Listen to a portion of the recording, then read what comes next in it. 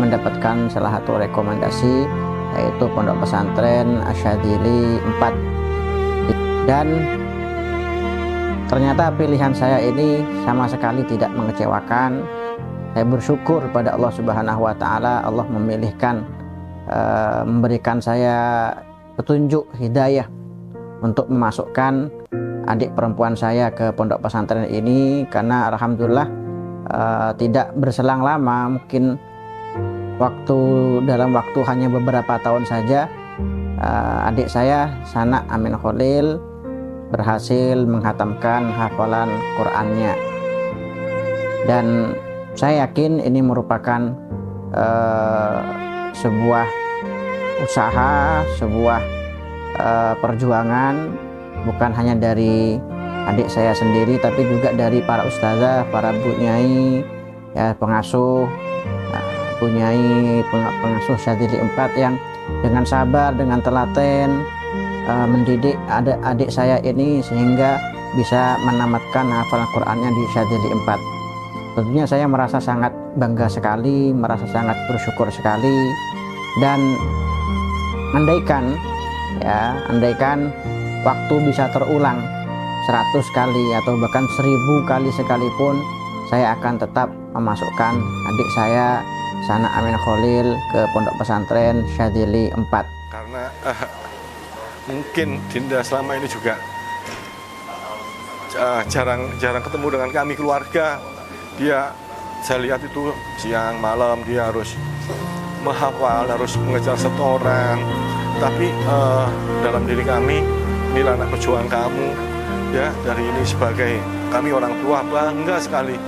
Nggak semua di keluarga besar kami dengan adanya Dinda dengan menghatam 30 juz itu anugerah terbesar bagi kami keluarga besar sebagai orang tua. Paling saya syukuri, yang paling saya banggakan, yang paling saya kenang sebagai salah satu pilihan terbaik yang pernah saya ambil, yaitu memasukkan adik saya Sana Amin Khalil ke pondok pesantren Syadzili 4. Pondok itu saya yakin anak saya akan di sana itu teropeni, ya, dia terbimbing, ya, apapun lah dalam keagamaannya dia, ya, dengan kebiasaan dia, kemandirian dia.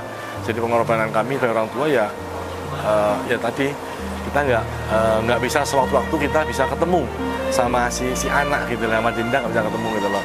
Kadang kita telepon kadang cuma waktunya cuma 5 menit, setelah itu sudah selesai gitu. Dan saya sangat bangga sekali, bersyukur karena apa? Ini adalah putri pertama dari abah saya yang berhasil menamatkan hafalan Qur'annya setelah wafatnya abah.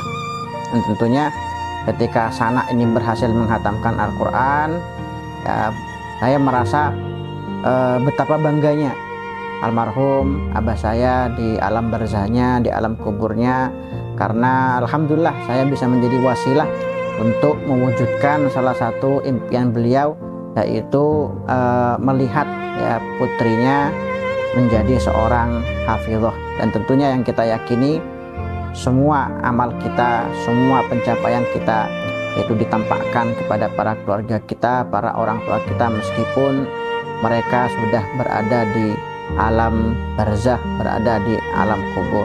Yang pertama itu dari sisi kemandiriannya, kemandirian dalam hal, ya, dia lebih matang, dia lebih dewasa, ya, dalam semua hal itu, ya. Terus dia bisa membimbing adik-adiknya pada waktu di rumah, terus dia itu menjadi contoh buat kami keluarga besar kami, ya.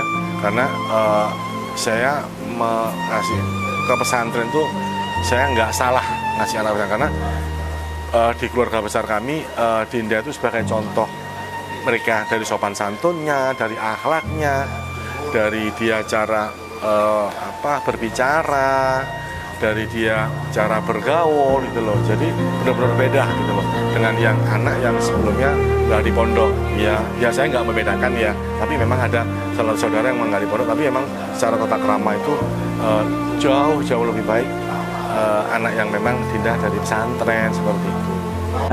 Ini tentu merupakan satu hal yang sangat menggembirakan.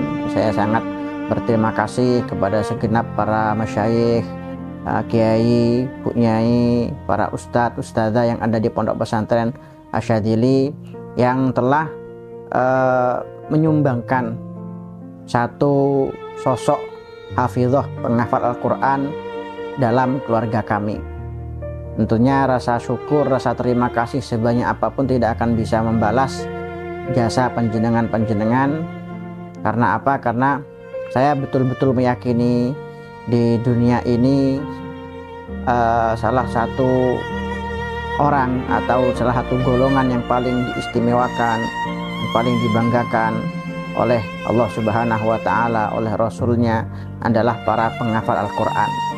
Ini para penghafal Al-Quran bagi saya, dan alhamdulillah adik saya termasuk salah satu di antaranya, adalah orang-orang yang kemuliaannya nyaris menggapai kemuliaan para anbiya.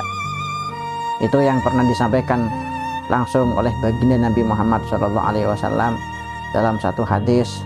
Rasulullah menyampaikan, man qara'al Qur'an faqad istadrajan nubuwata baina jambayh.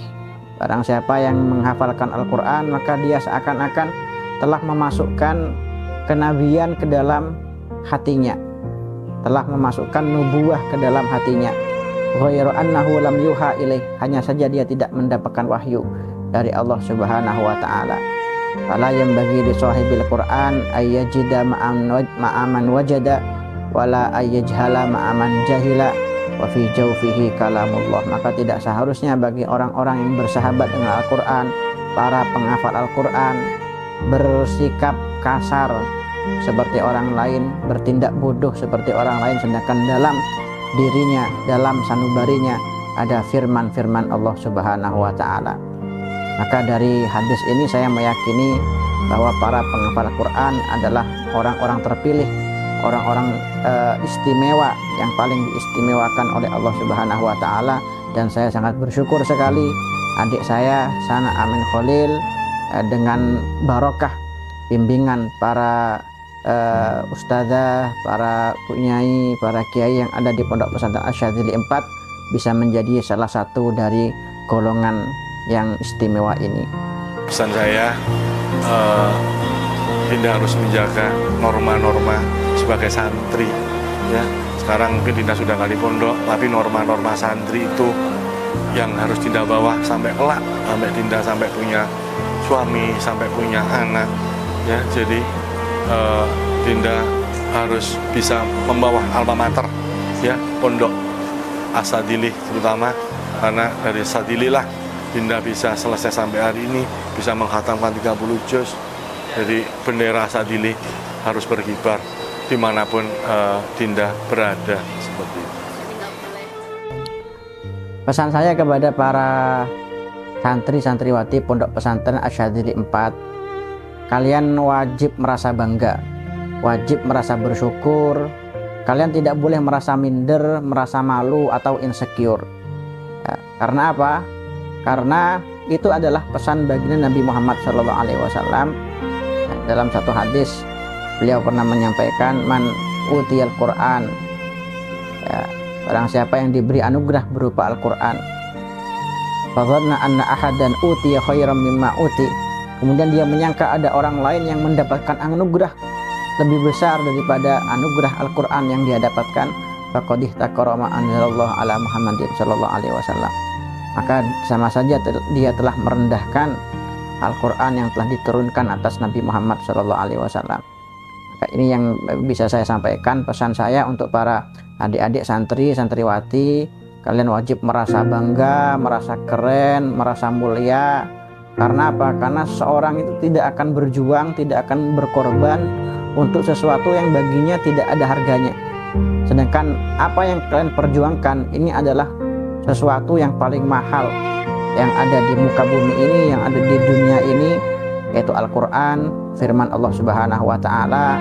Maka tetap semangat para adik-adik sekalian, karena kalian tidak berjuang untuk kesia-siaan, kalian sedang berjuang untuk mendapatkan sesuatu yang paling mahal, paling berharga yang pernah diturunkan oleh Allah Subhanahu wa Ta'ala.